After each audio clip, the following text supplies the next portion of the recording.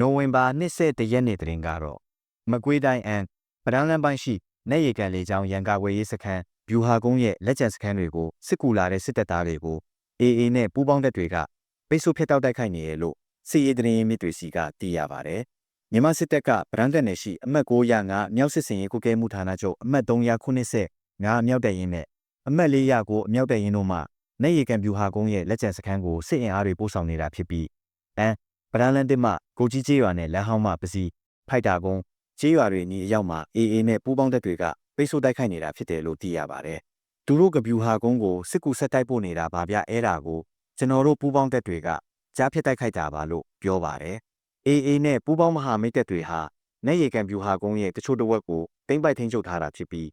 ဗျူဟာကုန်းကိုပြီးဝထိန်းချုပ်နိုင်ဖို့ခမောက်တောင်စခန်းတစ်ခုသာကျန်ရှိတော့တာလည်းဖြစ်ပါတယ်။ကျန်ရှိနေတဲ့ခမောက်တောင်စခန်းကိုလည်းAA နဲ့ပူးပေါင်းတပ်တွေကဝိုင်းရံပိတ်ဆို့တိုက်ခိုက်နေတာဖြစ်ပြီး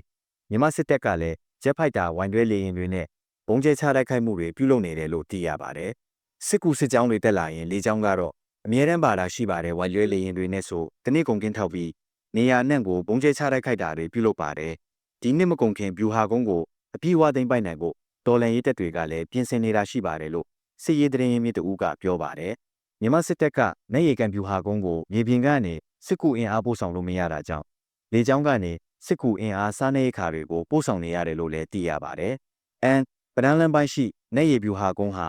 အမြင့်ပေ9000ကျော်မှာတည်ရှိနေတာဖြစ်ပြီးကျန်ရှိနေသေးတဲ့ခမောက်တောင်စခန်းမှာလည်းအင်အား300ဝန်းကျင်လောက်ရှိပါတယ်။မြန်မာစစ်တပ်ကနေရီကန်ဗျူဟာကုန်းတစ်ဝက်လောက်ကို AA နဲ့ပူးပေါင်းတပ်တွေထံကြားရောက်ခဲ့ပြီးနောက်ကပ္ပစ40ရုံနဲ့4မိုင်အကွာပဒန်းလမ်းစုံမှာရှိတဲ့ပြင်းဝစစ်စေးရေးဂိတ်နဲ့တာယာကုန်းကျေးရွာအနီးနားမှာကာကင်းစခန်းတွေအများပြားတိုးချဲ့ဆောက်လုပ်နေတယ်လို့လည်းသိရပါတယ်။